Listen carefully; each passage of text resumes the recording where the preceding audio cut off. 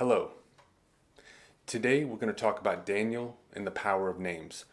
Our story starts at the Babylonian exile of 586 BC with Babylon's king Nebuchadnezzar capturing Israel's capital city of Jerusalem.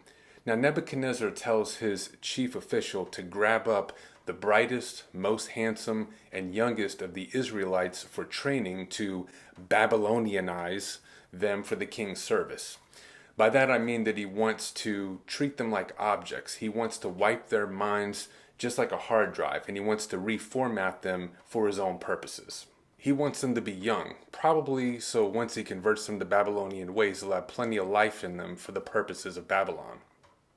He wants them to be taught the literature and language of the Chaldeans. This includes the language and cultural ideas of the Babylonians, such as their politics, their social structure, and their religion. Remember, they worship gods such as Bel, Nebu, and Marduk.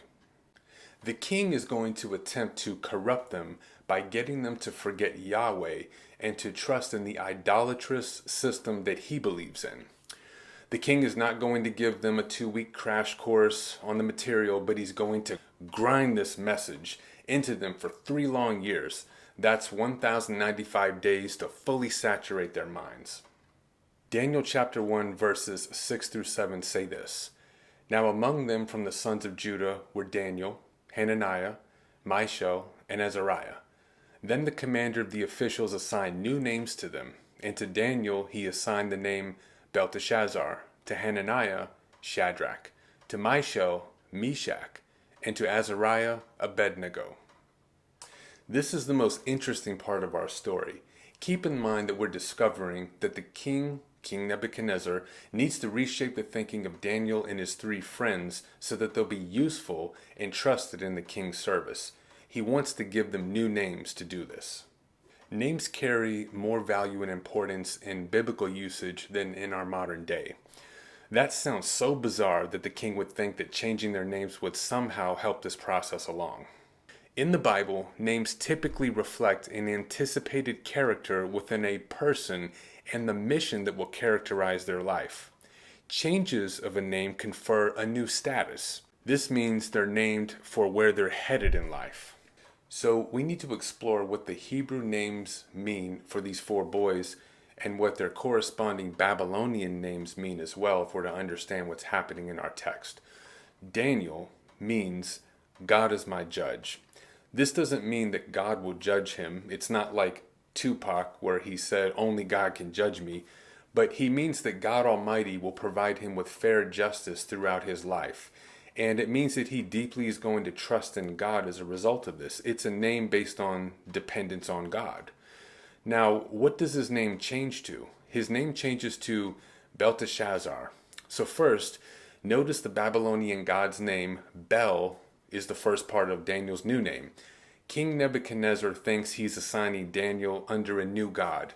Now, secondarily, the remainder of that name means to protect his life. So, whereas Daniel before was trusting in the God of Israel, now he's to be brainwashed with this new name with the idea that it's really the Babylonian God who's protecting Daniel's life. I want you to see the craftiness behind this renaming. Okay. So the second Hebrew name is Hananiah, and it means that Yahweh has been gracious. Perhaps his parents had trouble conceiving the child, and then once he was conceived, they named him after God's gracious act to let him be born. So that means that anyone who hears Hananiah, they automatically assume there's a powerful story behind his name, and it's going to draw attention to God. He's really a walking testimony at this point. So, what does Nebuchadnezzar name him? The renaming is Shadrach, and it means the command of Aku. We don't really know exactly what the name means other than Hananiah is told to forget God's grace and to point his life toward the Sumerian moon god Aku, and that's now the direction that he's to think in with this new name. All right, next up we have Mishael, which means who is what God is. That's a powerful name. It literally reaffirms every day for Mishael that there is no one so great as God. Who is what God is, right? So if you have a God this big, then you don't need to trust any other God for the events in your life. So what's his name been changed to? Meshach. What does Meshach actually mean? Very interestingly, it means who is what Aku is. Now think about that sinister naming right there. His Mishael means who is what God is, the God of Israel. Nobody else is like him, right? And now he's got his name changed to Meshach, who is what Aku is. It's a direct replacement. Very sinister brainwashing going on here. Now, last but not least, we've got Azariah, which means the Lord has helped. Okay? The name reminds us of the meaning of Hananiah's name, and that it also has the idea that there's a powerful story. Maybe he was going to die at birth or something like that, and God redeemed his life. God has helped. Okay? But it's going to remind them every time his name is called, the God of Israel loves you, he's with you, he's helping you. So what's his name been changed to? Abednego, which means the servant of Nebu, yet another one of the Babylonian gods. So you really have to pay attention to this name change. Azariah means the Lord has helped, which is a confession of saying, I am nothing, and I could not help myself, but God was able to help me. So it puts you in a position of need, and God is the supplier of that need. But the new name, Abednego, states that he would be a servant of Nebu. Now, that's a little different. We got to understand how the people think about gods that they worship, the idols in the ancient Near East. They believed that their gods were like humans, that they needed the help of humans to survive, and once the humans would take their little stone or wooden object, their idol, and they would give it clothing and they would put food in front of it, that the spiritual being that inhabited that structure, that idol, would be getting his needs met. And as a result, now the human could trust that God to bestow upon him whatever blessing they needed. So in essence, Azariah is put into a place being called Abednego to say, no longer does God supply your needs, but you must be confused and caught up in this trap where you've got to serve this God. Your new mandate on your life and purpose is to stay interacted with this God, where you've got to give to him so he can give to you. So it's trying to make Azariah forget who he was at Israel and tie him into this new relationship with this God. Okay, so the question in the book of Daniel is really this. Does Daniel and do his friends actually believe their names have been changed? And will they now live out the new mandate that Nebuchadnezzar forces upon them? Daniel's life throughout the book says, hey, you can name me and call me whatever you want, but I'll always be Daniel because I'm always true to my God, Yahweh, and him alone. It's the same for the other 3 Hebrew boys. Though someone is trying to rename them and redefine their relationship with God, they are not allowing that to happen in the book of Daniel. The lesson for us is that we are not to let ourselves be renamed either. Now, in our case, names work a little different. Nobody's saying your name's David, I'm now changing it to, Benjamin or whatever. So the real issue, though, for us is who's trying to use their voice to redefine our purpose, our mission, our daily coming and going, and how we conduct our lives. So, who's naming you? Or who's attempting to rename you?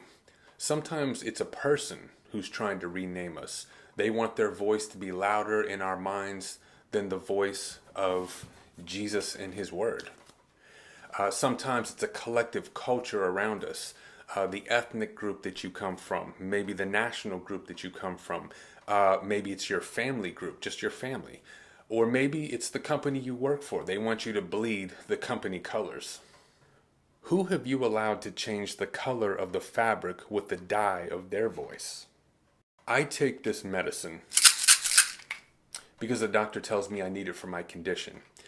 I'm discovering that there are ways to handle this particular condition that I've come across that don't involve taking a prescription. And I'm not saying that doctors are bad or that, you shouldn't trust, medicine or prescriptions, that we're given. But what I'm saying is I'm not going to be defined by a condition or by a pill, right? I want to be defined by who God says I am. And I want that to be in the forefront of my mind, driving my purpose, not limited by the conditions that someone else may put on me. What are the other ways that culture attempts to change our name? Well, they do it through news media. They put ideas out there that make us feel as if we can just simply trust them because they're journalists, that their viewpoints matter on that alone. No. We follow this media, the Bible. The culture tries to tell men through advertising that real men who get beautiful women wear this type of cologne. But God says real men seek godly women who are beautiful in their faith, and they save money on cologne. Women are told that their value is in their looks. And if they polish with this nail polish or freeze their hair with this kind of spray or get these kind of braids or extensions, then they'll become women that real men want. God says that real men who chase God only chase one woman, and that woman has to have a mind to chase God herself. I hope that you spend some time looking through your life and listening to the voices that you've been hearing and seeing who's been trying to rename you. And I hope you take the time to realign with Jesus, push away those voices, and get connected with God once again if you've been listening to the wrong voices. Jesus bless you in your endeavors. Have a good day.